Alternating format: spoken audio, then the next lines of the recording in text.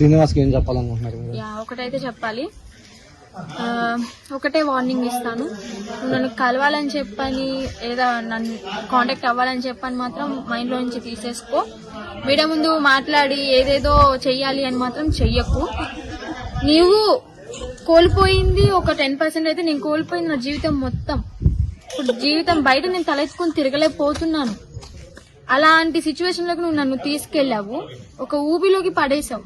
ఇప్పుడు నా ఊబిలో నుంచి బయటికి రావడానికి ట్రై చేసిన, ఎందుకంటే తెలివి అనేది వచ్చింది నాకు. ఇప్పుడు నువ్వు ఎలాంటివి ఏం చేసావు, ఎలాంటి మాటలు చెప్పావు అని తెలుసుకున్నాను కాబట్టి ఆ ఊబిలో నుంచి ఏంటి మెల్లగా రోపెక్కి రావాలని టైం పడుతుంది కదా. అలాగే నీకు ఒకటి చెప్తున్నాను, ఇంకొకసారి నా గురించి ఏ మీడియాలో అయినా సరే మాట్లాడినా నీకు మంచిగా ఉండదు.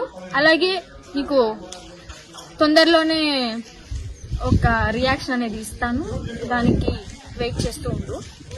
ఇంకోసారి నా గురించి బ్యాడ్ గా మాట్లాడినా, తను ఎవరో తెలీదు, నా ఫ్యామిలీకి ఎంత చేశాను, నా ఫ్యామిలీకి కూడా నేను ఎంతో నీ వల్లే కేవలం నా ఫ్యామిలీకి నేను ఎంతో అన్యాయం చేసుకున్నాను, అర్థమైందా? సో నా జోలికి రాకు, అంతే. వస్తే మాత్రం మామూలుగా